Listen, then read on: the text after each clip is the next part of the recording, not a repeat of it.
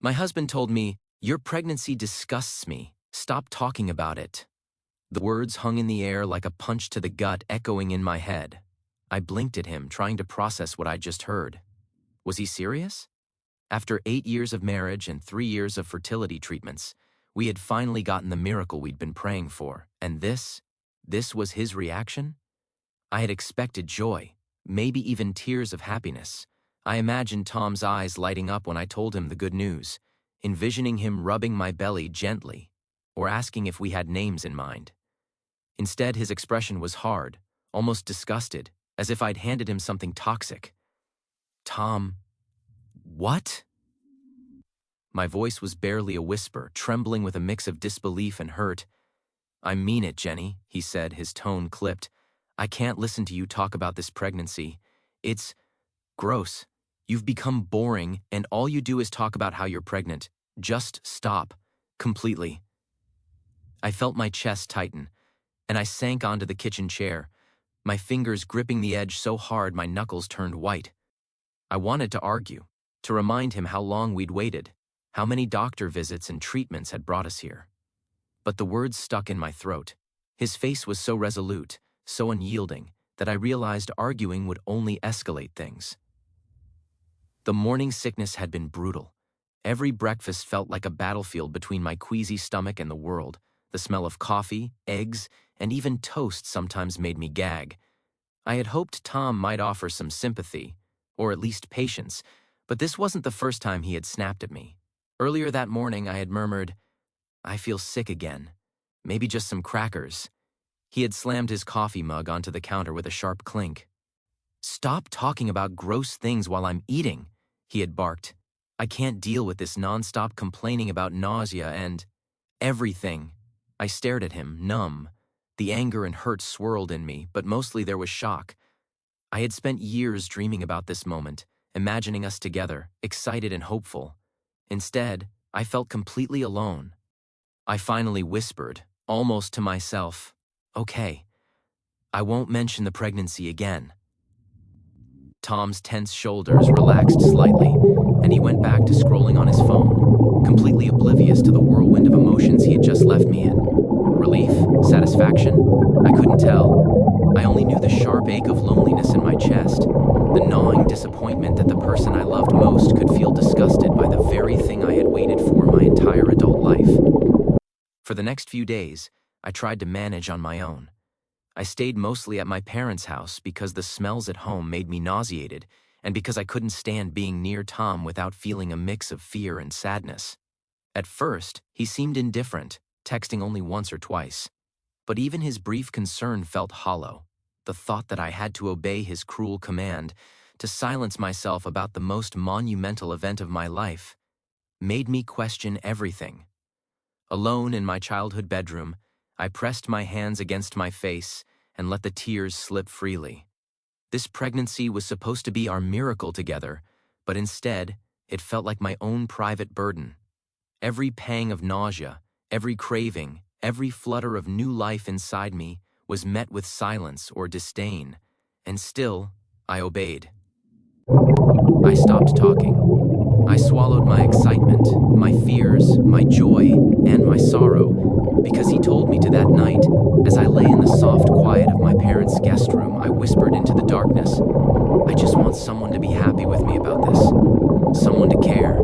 But the only sound was the gentle hum of the ceiling fan above, and the echo of his words in my mind, "Stop talking about it. You disgust me."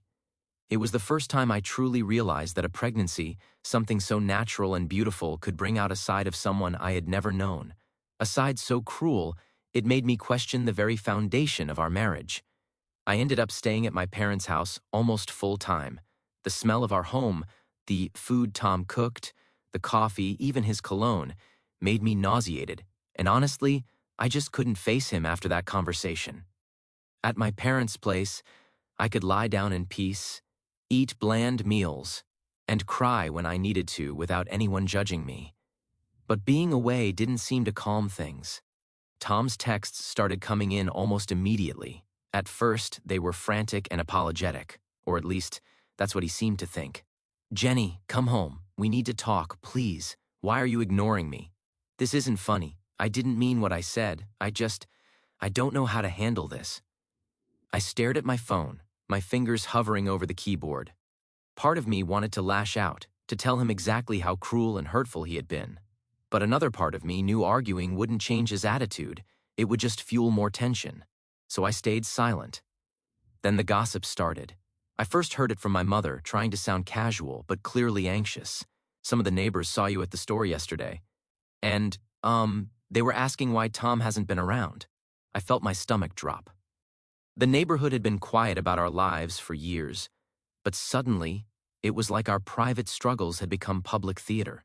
Tom's boss even called him at work, something he reluctantly told me about over a tense voicemail. Your team has been noticing some unusual things, Tom. Just make sure everything's fine. The humiliation and anger bubbled inside me. How could he let this ripple out into the world? How could he pretend everything was normal while I felt so isolated and exposed? It was around this time that my mom quietly started organizing a baby shower behind Tom's back. She invited close friends and family, decorated the living room with pastel balloons and tiny baby clothes, and even made a cake shaped like a stork. She insisted it would be good for me, a way to feel loved and celebrated despite Tom's coldness. I couldn't help but smile and cry at the same time. My heart ached with the contrast, people who truly cared, celebrating new life, while my husband, the person I had imagined by my side through all of this, remained distant and disconnected. That weekend, as I blew out a single candle on the cake with my mother and sisters surrounding me, I realized something painful yet liberating. Maybe this pregnancy didn't belong to him at all. Maybe it belonged to me, and to the people who actually wanted to be part of it. It was 34 weeks when everything spiraled. I woke up one morning with a sharp, relentless pain in my lower abdomen. At first, I tried to brush it off, telling myself it was just another weird pregnancy cramp. But then the contractions came faster, stronger, and I knew something was wrong. My mom called the doctor, and soon I was in the hospital. Well, technically, my hospital bed was set up in our living room because the doctor wanted me close to home but monitored. The room smelled faintly of antiseptic mixed with the faint scent of baby powder, and the tension was suffocating. Tom arrived frantic. His face was pale, lips pressed in a tight line. He didn't hug me or ask if I was okay. Instead, he started pacing, fists occasionally slamming against the wall. Why wasn't I told immediately what's happening? Talk to me, he barked. I could barely focus through the contractions, but I tried to answer as calmly as possible. I called the doctor. They're monitoring me.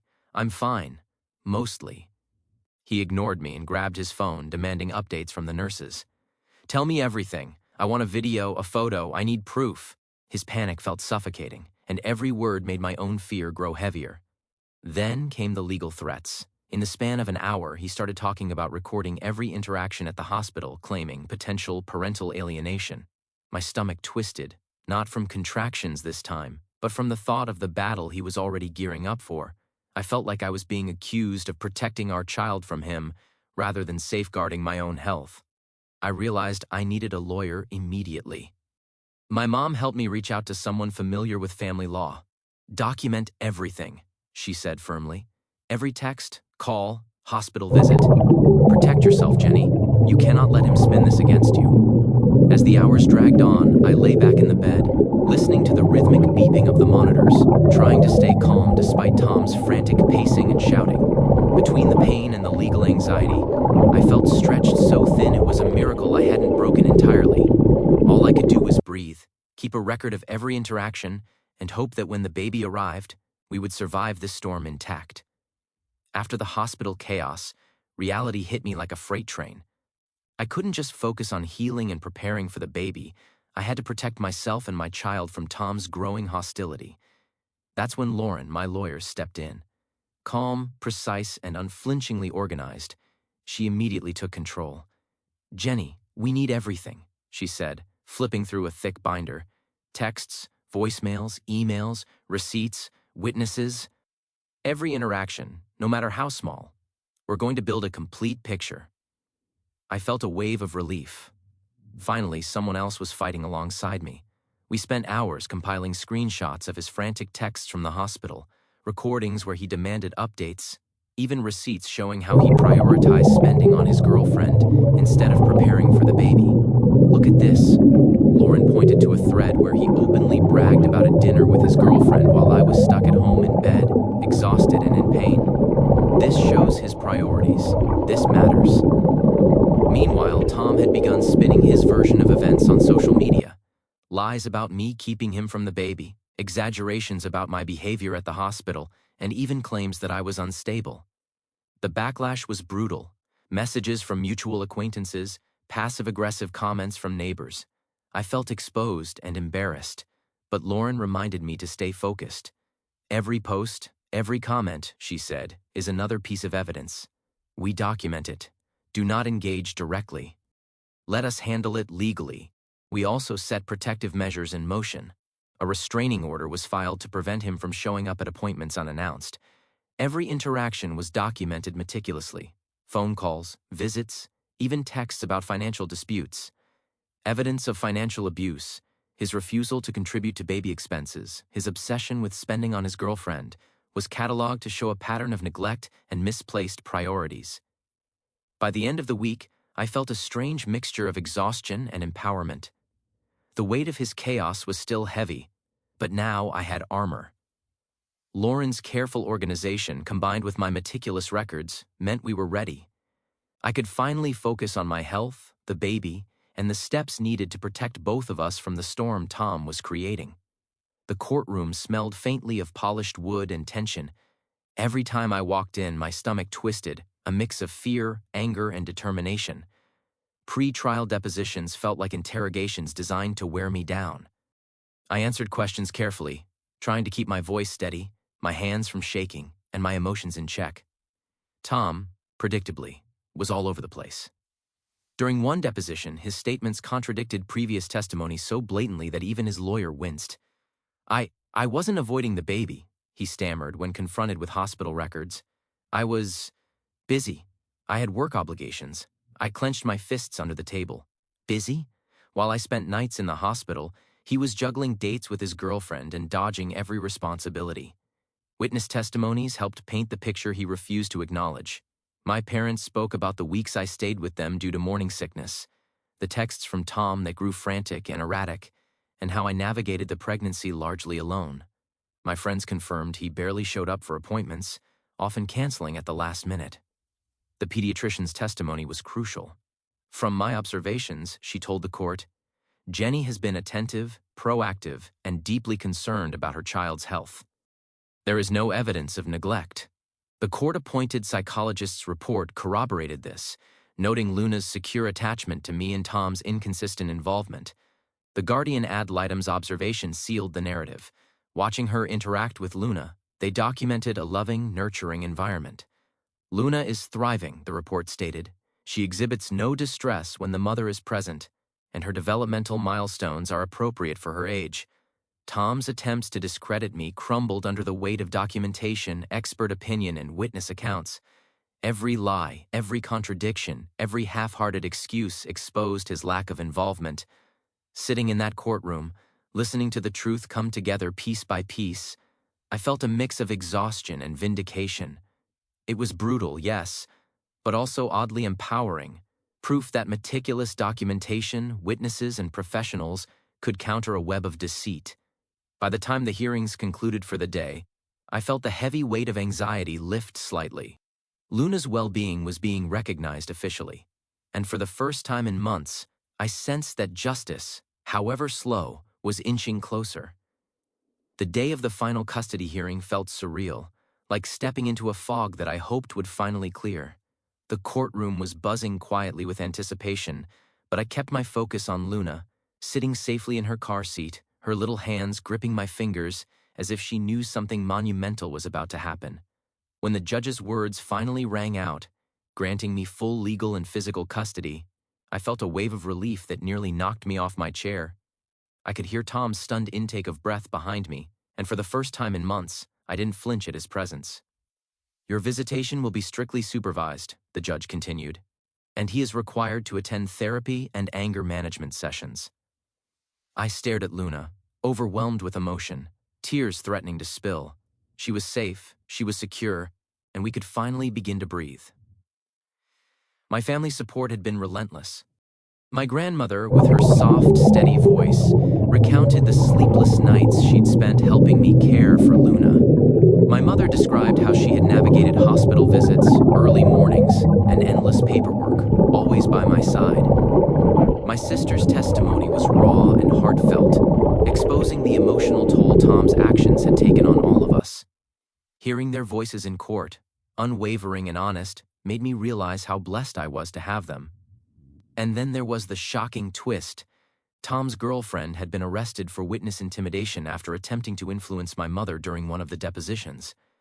I remember the court officer's calm words as he led her away, and I felt a strange mix of disbelief and relief. The threats, the manipulation, they finally had consequences. Walking out of the courthouse that day, Luna safely in my arms, I felt a profound sense of closure. The long nights, the fear, the tension, they had all led to this moment of vindication. For the first time since this nightmare began, I felt a quiet peace, knowing that Luna's life was protected, our bond recognized, and our future finally ours to shape. After the court battles, the first few weeks felt almost unreal, freedom mixed with the lingering anxiety of what had just happened. I knew I needed support, not just for Luna, but for myself. That's how I found the single-parent support group at the community center.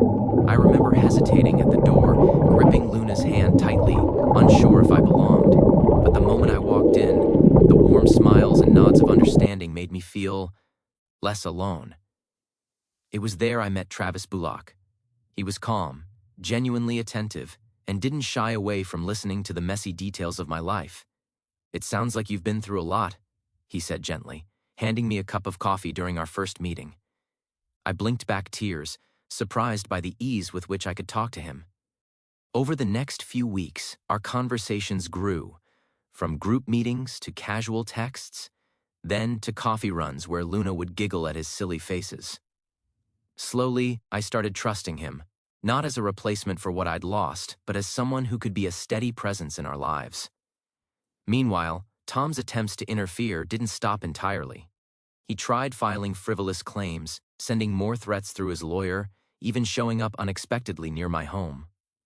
But the courts, armed with the evidence we'd meticulously documented, denied every claim. Each denial felt like a tiny victory, reinforcing that Luna and I were finally safe from his chaos. Watching Luna thrive became my daily joy.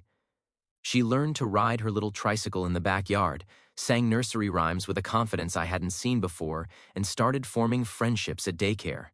Every laugh, every milestone, felt like proof that stability and love could outweigh the years of fear and tension.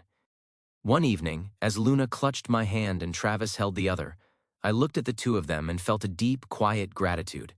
Life wasn't perfect, and the scars of the past remained, but we were building something new, something strong, loving, and real. And for the first time in a long time, I could finally imagine a future filled with hope. The day Travis officially became Luna's legal father is a day I'll never forget. Sitting in the small courtroom, holding Luna on my lap, I felt a mixture of nerves and overwhelming relief. When the judge signed the final papers, Travis leaned over and whispered, "She's ours, completely." I could barely speak. I just hugged them both, tears streaming down my face. After years of fear, confusion, and legal battles, Luna finally had a family that could protect and love her unconditionally. Life after that felt almost surreal in its normalcy. Luna's first birthday was a small backyard celebration filled with balloons, laughter, and cake smeared on tiny cheeks. "Make a wish, baby girl." Travis cheered as Luna blew out her candle, and I snapped a million photos, knowing I would never forget that day. The joy was tangible. No tension, no judgment, just pure celebration. School milestones came next. Luna walked into her first-grade classroom with a little backpack bigger than her, holding my hand and Travis's hand, and I felt my chest swell. Seeing her confidence, her curiosity, and her bright smile made every painful moment of the past feel worth it. And when I walked across the stage for my own graduation, Luna clapped the loudest, cheering as if she'd earned that diploma herself. Tom, by this point, was completely out of the picture. No visits, no threats, no court motions, nothing. The weight of his presence lifted entirely, leaving room for healing and peace. Luna and I could live without fear, without constant anxiety about what he might do next. Every evening as I watched Luna and Travis read bedtime stories together or play in the yard, I felt a quiet, deep sense of happiness. We had safety, stability, and most importantly, love. The past still existed in memory, but it no longer defined us. Luna had a family. I had a partner I could trust, and together, we were free to dream, laugh, and grow. For the first time in years, I knew, truly knew, that we were home.